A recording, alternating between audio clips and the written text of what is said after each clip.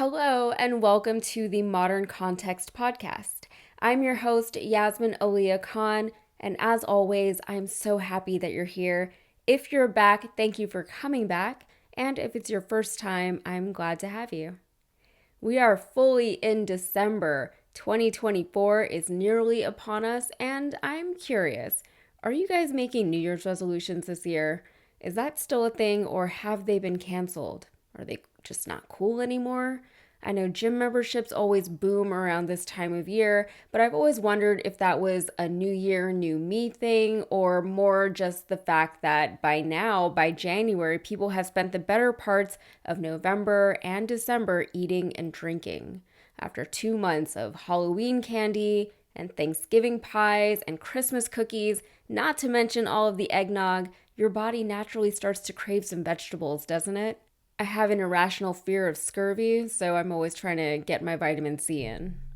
But I always get reflective around this time of year, and I have no idea if that's normal for most people. It probably has something to do with the fact that my birthday happens to be in the fall, and birthdays tend to be reflective times for people, and mine is immediately followed by a time of year when things tend to move more slowly. The air is cooler, the food is heavier, and there's less emphasis on work and more time spent on things like wrapping presents and roasting turkeys or hams or whatever it is that people eat for the holidays. It's natural to look back at the year that we've had, whether or not it's an arbitrary milestone. It doesn't matter, it's a milestone nonetheless. Culturally, we tend to see yearly wrap-ups and look-backs or whatever. Honestly, with how crazy things have been lately, it's kind of hard to keep up with all of the things that have happened within a single year. Like, do you guys even remember the Chinese spy balloon? That was February of 2023. Crazy. Anyway, death tends to inspire reflection, and the lens with which we view people who have passed is often reflective of our own personally or culturally held beliefs. And it's particularly interesting when objectively horrible people die because, well, no one wants to speak ill of the dead, but it just so happens that when people die, that's when people tend to talk about them. Bill Burr had a bit about that actually. He was asking, what do you say at someone's funeral when that person was objectively horrible while they were still alive? I won't tell you the punchline because I can't sell it the way he does, but the point is that you just find other relatively objective and universally unprovocative things to point out about that person. Henry Kissinger is now dead. By the time this podcast episode comes out, he'll have been dead for over a week. By now, you will have seen countless news segments and articles and YouTube think pieces just like this one discussing his life and legacy. Yes, this is another one of those. I'm sorry. The headlines that came out from various outlets reporting on his death used words like controversial and polarizing and divisive. This was undoubtedly their way of playing nice with America's ruling class while barely acknowledging that millions of people around the world have died or been displaced or suffered indignities as a direct result of Kissinger's policies. Then there was that utterly unapologetic bombshell headline from Rolling Stone written by author Spencer Ackerman that read, quote, Henry Kissinger, war criminal, beloved by America's ruling class, finally dies. The Anthony Bourdain quote about Kissinger immediately went viral with the announcement of his death. He said, quote, once you've been to Cambodia, you'll never stop wanting to beat Henry Kissinger to death with your bare hands. You will never again be able to open a newspaper and read about that treacherous, prevaricating, murderous scumbag sitting down for a nice chat with Charlie Rose or attending a black tie affair for a new glossy magazine without choking. Witness what Henry did in Cambodia, the fruits of his genius for statesmanship, and you will never understand why he's not sitting in the dock at The Hague next to Milosevic. Spoiler alert, Milosevic was a war criminal. In 1999, he was indicted for crimes against humanity, genocide, political persecutions, willfully causing suffering, willfully killing, unlawful deportation, destruction of property, civilian attacks, and more. He died in the middle of his trial, but his lasting legacy is that he was objectively horrible during his lifetime, and that a lot of people were worse off in their own lives while he lived. And the more you learn about Kissinger, despite the careful diction of mainstream media headlines, the more you start to see Bourdain's point. How is Kissinger any better than Milosevic? Why wasn't Kissinger indicted for literally anything while he lived? And why now, even after his death, are people still hesitant to criticize the man and the legacy? Maybe we'll be able to answer that last one by the end of the episode. So let's start at the top, as we love to do. Henry Kissinger was born in 1923 as a Jew in Bavaria, Germany. While he was a teenager, his family and he fled Nazi persecution as refugees, finding their new home in the United States. Kissinger would go on to serve in the U.S. Army, fighting against the Nazis that he once fled during World War II. While enlisted in the Army, he quickly rose through the ranks as an intelligent soldier who also happened to be fluent in German. He saw combat and the horrors of the refugee camps firsthand, but he also learned how influential a person could be when given the right amount of authority. After the war, he attended Harvard University, where he studied political science and foreign policy, earning his bachelor's, master's, and PhD. In his PhD dissertation, he discussed peace, legitimacy, and the equilibrium as it pertained to international relations. Notably, he defined legitimacy as, quote, not to be confused with justice.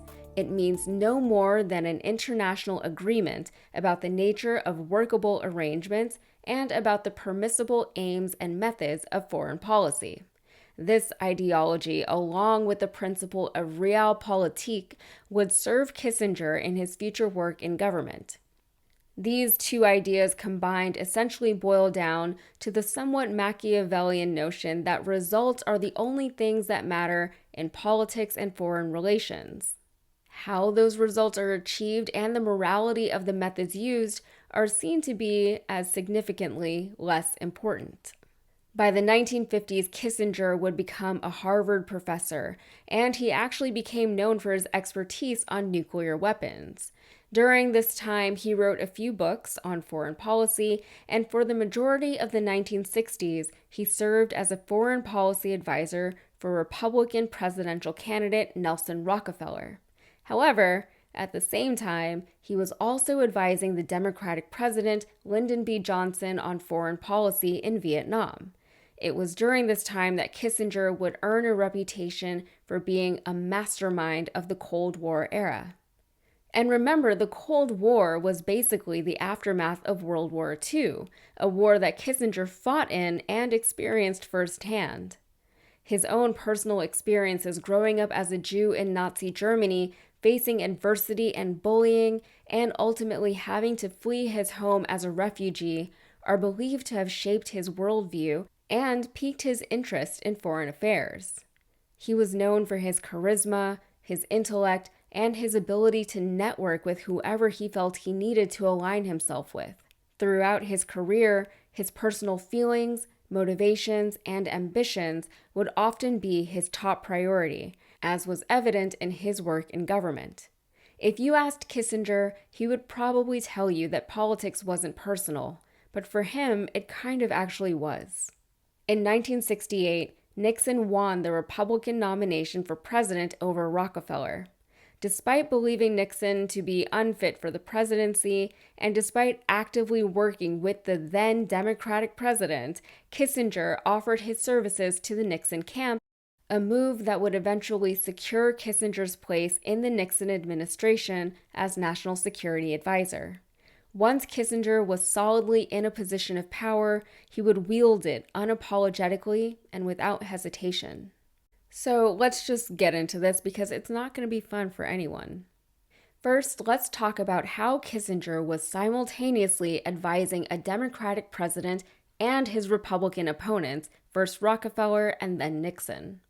There's some controversy here. So, while Kissinger was busy advising Democratic President Johnson on Vietnam, he was keeping an eye out for the next in line.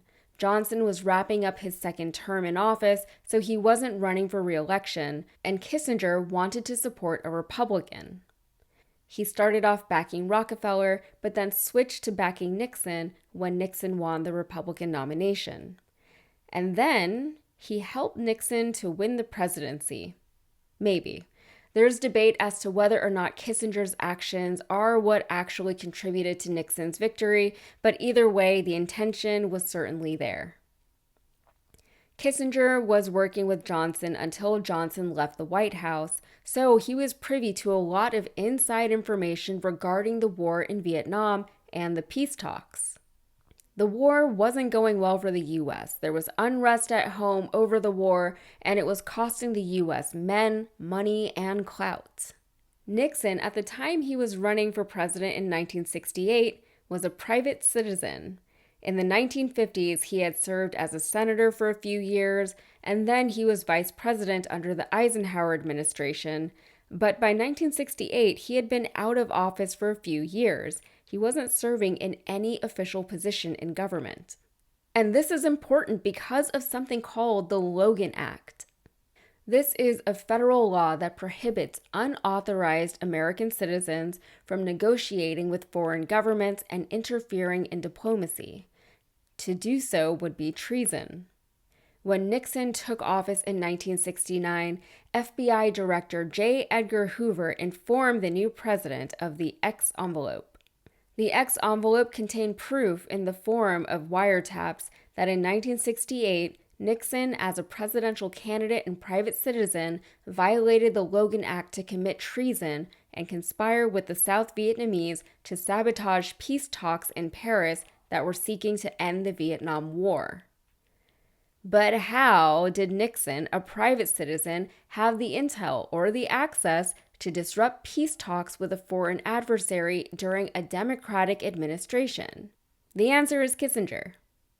The idea was that the Democrats would fail to bring an end to the Vietnam War, so the American people would then be inclined to elect a Republican successor. Again, there's debate over whether or not Nixon and Kissinger's efforts actually derailed the peace talks or if they were going to fail either way, but the intention, again, was there. So now Nixon knows about the existence of this X envelope, and he knows that Hoover and Johnson both know that he committed treason. He needs to get his hands on this envelope. He can't let this get out. He tells Kissinger, who by then was serving as National Security Advisor, and Bob Haldeman, his chief of staff, to find the envelope. They couldn't find it. They didn't know it at the time, but Johnson had hidden it away. But they looked and they looked and they still couldn't find it.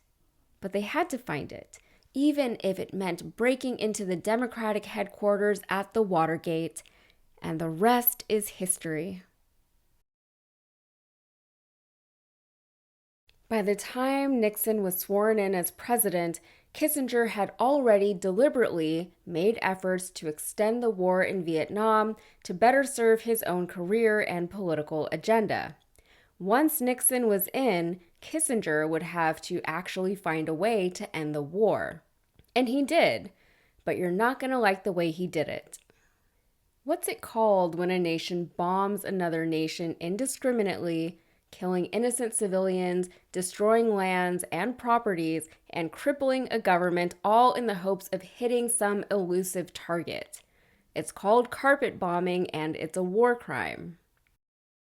Cambodia borders the southern part of Vietnam on the Indochina Peninsula. Nixon believed that North Vietnam was transporting supplies and troops through Cambodia into South Vietnam.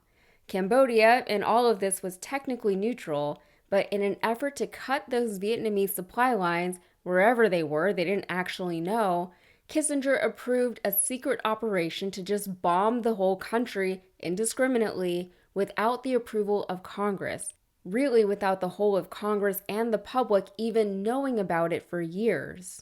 Of course, once the plot was uncovered, there was a motion to impeach Nixon over all of it, but by that time he was already caught up in the Watergate scandal. The bombings were utterly devastating for Cambodia, even though the Johnson administration had bombed the country for years before. It was nothing like this. The Nixon administration really stepped things up and did so covertly, authorizing the use of long-range Boeing B-52 missiles for the first time to catastrophic effect. At the time the Nixon bombing started, the population of Cambodia was barely at 7 million people. The exact number of casualties are unknown, but it's estimated that as many as 100,000 Cambodians died in the bombings and 2 million were made homeless.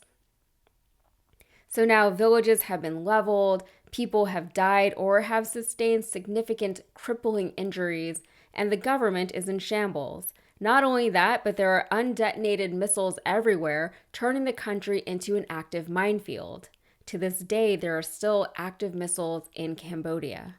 The instability that the raids caused in the country, ironically, gave way to the rise of the Khmer Rouge, a brutal communist regime that literally committed genocide against the Cambodians, killing roughly 2 million people, either by execution or by disease, starvation, overwork, and abuse. Cambodia is still recovering from the Kissinger era and everything that followed. Just because U.S. troops pull out of a country doesn't mean that there's not lasting damage done. Moving on, Kissinger was instrumental in negotiating an easing of tensions, or a rapprochement, between the United States and the People's Republic of China, which was at the time being led by Mao Zedong, the leader of China's Communist Party. In the 1970s, the Republic of China, which was technically existing in exile in Taiwan, was deemed by the international community, including the United States, to be the legitimate government of China. The U.S. backed Taiwan and had a military presence there. Kissinger, in his effort to formalize and pacify relations with the PRC, agreed to Mao's demand that the U.S. pull its troops out of Taiwan. This was after Kissinger assured Taiwan that the U.S. would not abandon it militarily. Ultimately, Taiwan was expelled from the UN and China took its spot. And this was interesting because, in essence, it aligned, not allied, but aligned the United States and China against the Soviets, but the Chinese government was still communist.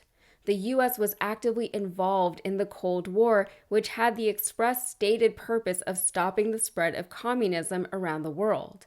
Still, blocking the Soviets was more important than anything, so if that meant the U.S. had to at least be cordial with China, then that's what would have had to happen.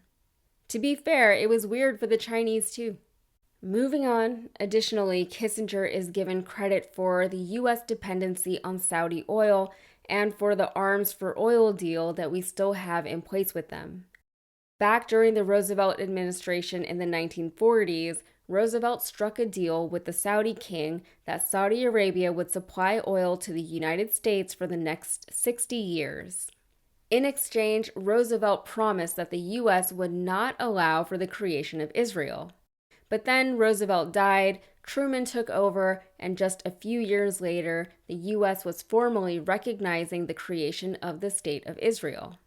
Still, the United States and the Saudis remained friends because, frankly, they needed each other. Jump ahead to the 1970s and the creation of the petrodollar.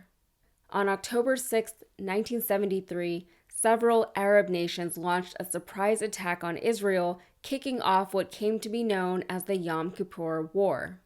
Kissinger, who was Jewish, wanted to support Israel, so Nixon sent aid to Israel. 3 weeks later, with help from the U.S., Israel emerged victorious.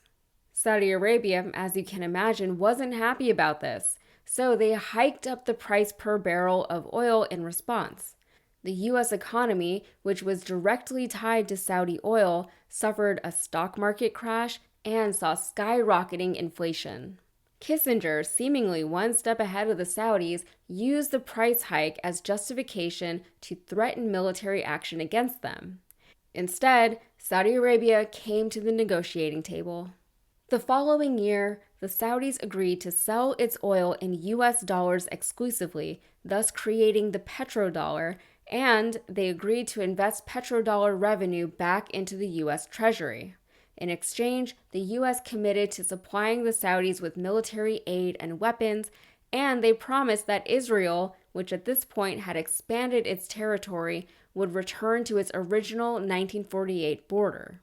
And as I'm sure you all know, that last part never happened, maybe because the Saudi king happened to be assassinated by his nephew just a few months later.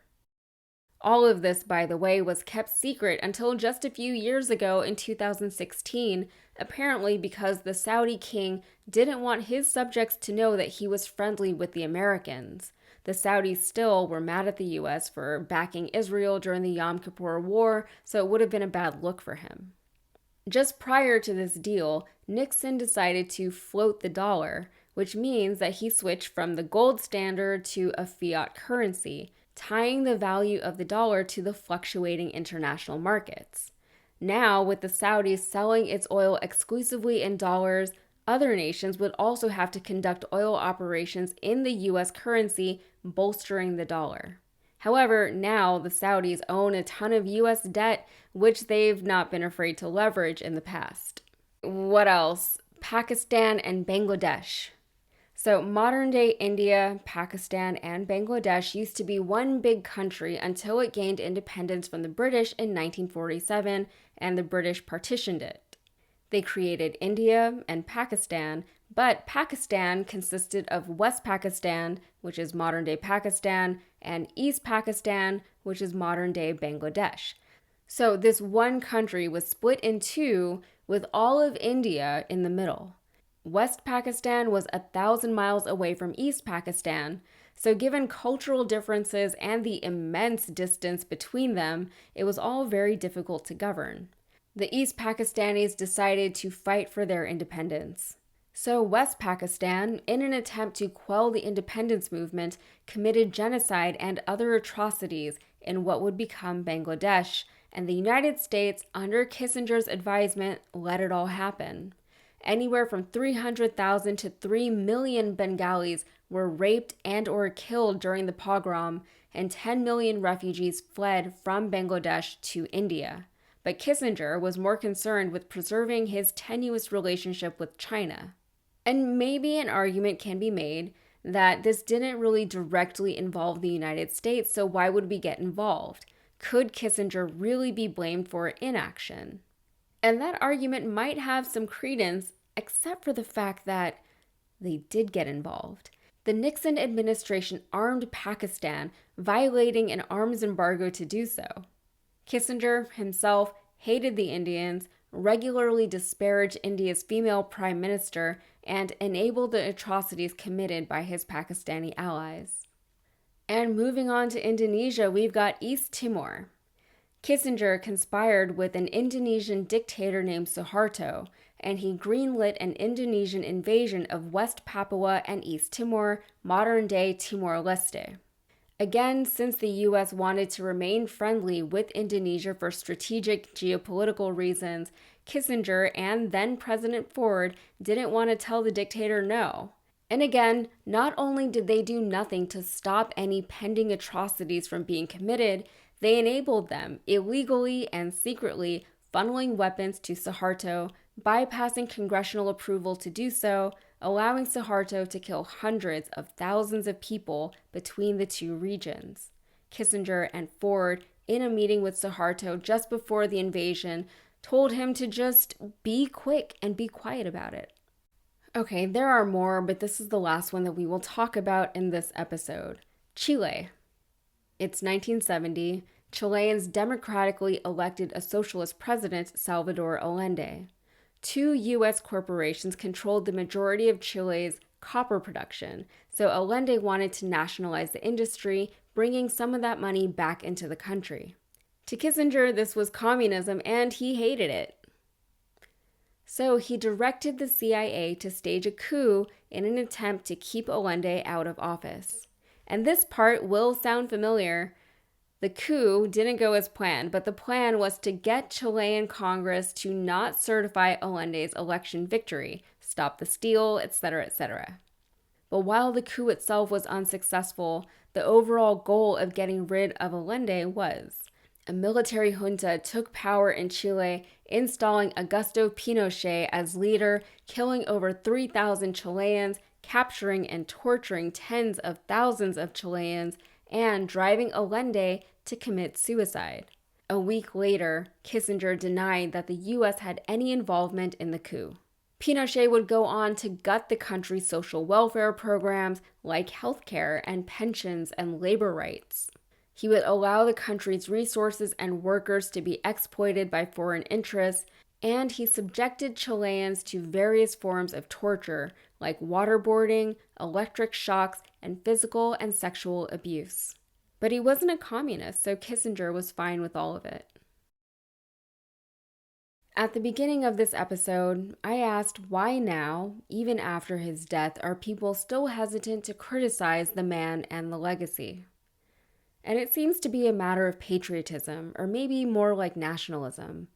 To criticize Kissinger is to criticize the United States government, and to criticize the United States government is to stand in opposition to everything the United States stands for: freedom, world dominance, and democracy. The United States is the champion of democracy around the world, right? That's why we went into Vietnam, right? That's why we stayed there, right? We were proactively defending ourselves against outside threats. But at what point does proactive defense just become offense? We have a Department of Defense, not an Department of Offense, not a Department of War. So really, any kind of military engagement is technically defense. It's a much more palatable branding for our military, a military that's seen and felt around the world. Almost anything, it seems, can be justified in the name of defense. We all seem to understand, at least to some degree, that human lives are valuable. While we may have become numb to the idea of death, especially when it happens en masse in these large, unfathomable numbers, we still seem to operate with the matter of fact that death is the ultimate price for anyone to pay for anything. We understand this on an individual level. The government understands that we understand that, so they tell us that they too are horrified by the deaths of X group of people overseas while they allow those deaths to continue. The general American public can't wrap their heads around any of it because the general American public is operating with a different set of values than the heads of state are. And honestly, I'm not even trying to be provocative right now. It's not really my style anyway. I'm just saying that people in the highest positions of power have a different set of priorities than most of the rest of us. And you don't need me to tell you that. It's evident in their words and actions. Human life, to them, isn't seen as being worthy of protecting at all costs. It's only worth protecting if the cost for doing so is little and the reward is great. We're numbers. We're pawns, means to ends. World leaders can sacrifice thousands of human lives overseas or even in their own countries and justify it because ultimately it will help them achieve whatever goal they're after. And that goal, whatever it is what's most important to them, whether that's geopolitically, ideologically, or even personally, egotistically. And sure, that's depressing, but it's also a tale as old as time. It's silly for us to expect more or better from our leaders. And I'm not saying that we shouldn't continue to hold them accountable as best we can, but I am saying that it's always going to be a fight. And all the while they're carpet bombing civilians, while they're cooing democratically elected leaders, while they're destroying ancient lands and eradicating cultures, they will tell us that they're doing it for us, to protect our values, and to protect our way of life. And so we support it. How can we not? We're unpatriotic, treasonous even, if we don't. If we don't blindly support the actions of our government and military, however heinous and indigestible they may be, we don't even deserve to live in this country, or so we're often told. The hippies who spoke out and protested against the Vietnam War were seen as enemies of the state. They were branded as good-for-nothing idealists who didn't understand the workings of the world. They were apparently unpatriotic, which is the worst thing you can be in these here United States. And as it turned out, the war was pointless. As it turned out, the war was a disaster. As it turned out, the government gaslit an entire generation, knowingly sending batches of American men to die or suffer in an Asian jungle, ravaging a chunk of a continent, all the while knowing that it was a farce. And then, at the end of it all, Henry Kissinger is awarded the Nobel Peace Prize, an award that even he knew and acknowledged he didn't deserve. Awards are a part of that farce, though. They legitimize actions and ensure legacies. They tell people that this thing or this person was good because some committee somewhere agreed that that thing or that person should be seen historically as good. Because it's good for the narrative. Because without the narrative, maybe there's societal collapse. Americans on both sides of the aisle are so wary of being controlled by our government, sometimes to the point of paranoia. And while we really do have so much to be grateful for in this country, despite our best efforts to stay one step ahead, we will always be blind to so many things about our existence and about our place in this world. I will leave you with this quote. The author is unknown, but J.R.R. Tolkien said that this was the key spring to the Lord of the Rings. There is no such thing as a natural death.